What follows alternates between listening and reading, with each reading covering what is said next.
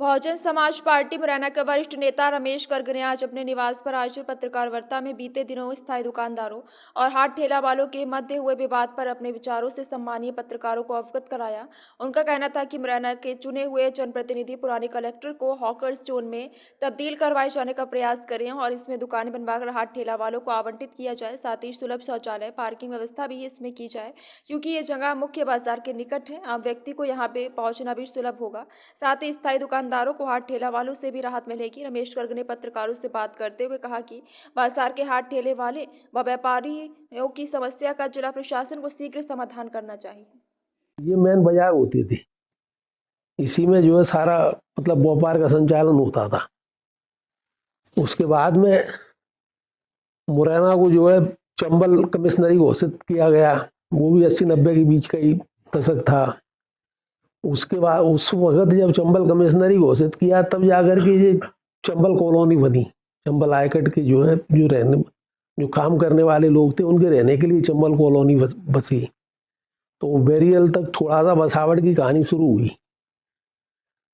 उसके बाद में जाकर के जब आबादी बढ़ने लगी और शहर कंजेस्टेड होने लगा, उस वक्त 1900 मेरे ख्याल से 97-98 के आसपास की बात होगी, जहाँ पे कलेक्टर आए राधेश्याम जुलानिया जी है, 96 के आसपास की बात है शायद।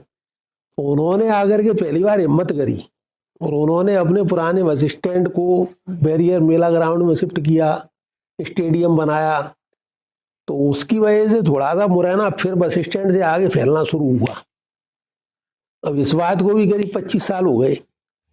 अब 25 साल में पॉपुलेशन बहुत बढ़ गई, आबादी बहुत बढ़ गई।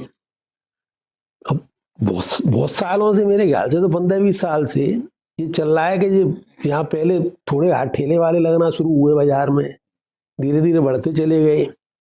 अब आजकल हालत ये हो गई है कि हम लोग तो जो अब उस तरफ के बाजार में जाने की हिम्मत ही नहीं कर पाते। इतना कंजेस्टेड है, गाड़ी घोड़े तो जा ही नहीं पाते वहां पे।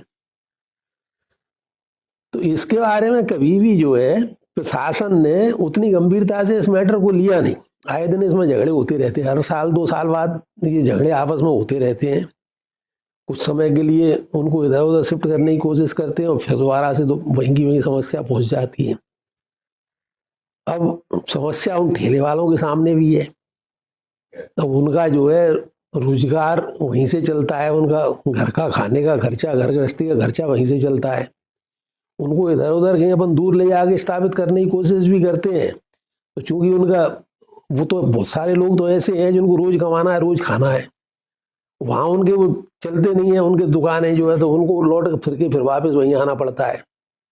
तो इस समस्या के लिए जब तक जो है कोई परमानेंट हल नहीं सोचा जाएगा, जब तक अपन अकेले ठेले वालों को दोष दें, दुकानदारों को दोष दें, उससे कोई मतलब नहीं। समस्या दोनों की है। तो मेरे अपने जो विचार आया मन में, इसलिए आप लोगों के साथ मैंने साझा करने की कोशिश करी।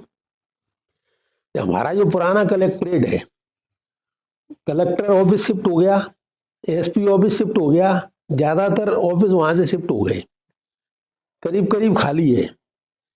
यदि सरकार चाहे तो उसको जो है वहां पे दुकानें बनाई जावे उसके अंदर। उसमें इतनी जगह है कि जितने भी ठेले वाले हैं उनको दुकान बना के दी जावे, तो ठेले वालों की भी समस्या हल हो जावे और बाजार की भी जो समस्या है वो भी हल हो जावे। वो जगह ऐसी जगह पे है कि जहाँ पे उनकी दुकानदारी में भी कोई डिस्टरबेंस नहीं आएगा। यदि उनको आप कहीं दूर ले जाके ठेले वालों को खड़े करोगे तो उनकी दुकान चलने में 4-6 महीने का समय लग जाएगा, उतना उनमें पेशेंस है नहीं। पर कलेक्ट्रेट पुरानी ऐसी जगह है कि जहाँ उनकी दुकानें चलने में कोई समस्या नहीं आएगी। इतनी बड़ी जगह है कि इतनी दुकानें भी आराम से निकल जाएंगी, तरीके से उसको प्लानिंग करी जाएगी। तो जो शहर के अंदर एक पार्किंग की समस्या है वो भी वहां से अपन हल कर सकते हैं, और सुलभ शौचालय वगैरह की व्यवस्था होती है वो भी वहां से अपन हल कर सकते हैं। तो यदि इस बात को जो है गंभीरता से लें, हमारे जो चुने हुए जनप्रतिनिधि प्रयास करें सरकार के साथ मिलकर, तो मेरे ख्याल से ये एक समस्या का जो है परमानेंट हल हो सकता है। अपन उनको कहीं दूर दराज ले जाके ठेले वालों को ले जाके खड़ा कर भी दें तो वो मेरे ख्याल से समस्या का परमानेंट हल नहीं है। यानी इसको डिसमेंटल करके फिर एक दुकानें बना करके उसी साइज की, वो तो उसमें ये भी कर सकते हैं कि अंडरग्राउंड में अपन पार्किंग दे दें, पहले फ्लोर पे अपन दुकानें बना दें, जरूरत पड़े तो फर्स्ट फ्लोर पे भी दुकान बना दें।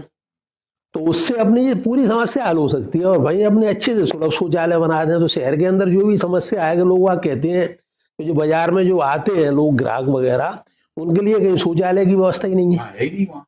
तो वो भी समस्या अपनी हल हो सकती है। वो चूंकि बिल्कुल बीच में है शहर के, बीच में मार्केट हो तो सकता है। लोगों को, दुकानदारों को ये भी समस्या नहीं आएगी कि हमारा ग्राहक यहाँ तक नहीं आएगा। ठीक बात।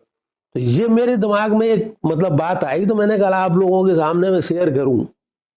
तो हमारे यदि जो यहाँ के जो भी चुने हुए प्रतिनिधि हैं वो लोग प्रयास करें सरकार के साथ में मिलकर के, तो ये समस्या का एक बहुत बड़ा हल भी हो सकता है।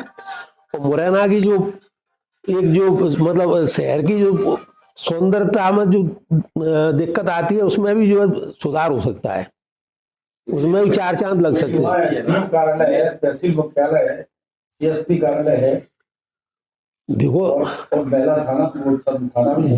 थाना स्टेशन। देखो दुबे जी, सरकार के पास में बहुत सारी जगह और साधन ऐसे हैं कि इन लोग इन चीजों को अपन कहीं भी शिफ्ट कर सकते हैं। उनके लिए कोई ऑफिसों को इधर उधर थोड़ा शिफ्ट करने में समस्या नहीं आएगी।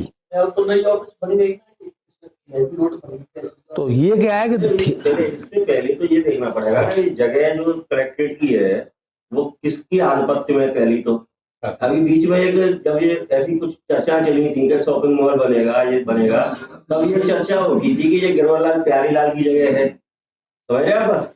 देखो वहाँ जो भी दुकानें बनी है बाहर में, तो ये देखता हूँ बाहर वगैरह जो भी दुकानें बनी है, तो सरकार किराया कलेक्ट कर रही है, सही बात है। सब निगम ले रहा है किराया। लेकिन ऐसा बीच में चला गया था मैडम। मेरे ख्याल से तो अभी भी मेरे पास वहाँ की दुकान वाले इतनी कॉस्टली जगह पर प्रशासन इनको फ्री में कैसे देगा? क्यों शिफ्ट करे? नहीं, फ्री में नहीं देगा। जोलानिया जी नहीं। ने किया था जी इतनी कॉस्टली जगह है वो। एमएस रोड पे दुकानें रखी थी, सारी उतना कुंडियां रखी पैसा उनके थी। पास है भी नहीं कि वो टोटल दुकान खरीद कुंडियों का उन्होंने लेंगे। नंबर पहले तो रजिस्ट्रेशन कराया कि किस कुंडी को कौन कर रहा है, किराए पे चल रही है कि मालिक कोई और है, ये सब उन्होंने मतलब सख्ती के साथ कराया।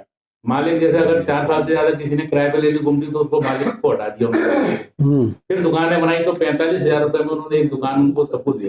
आंदोलन भी काफी हुए, सांसद जी ने उस समय बहुत उद्यम किया था। सरेआम ये कहा था कि सांसद जी चाहे तो अपने लिए इसे देने में 10,000 कम कर दूं। तो इस तरह की प्लानिंग जब तक प्रशासन कोई अधिकारी नहीं बना पाएगा तब तक नहीं हो पाएगा। तो उनको दुकानें मिल गई, मालिक बन गए। बाद में होता क्या है,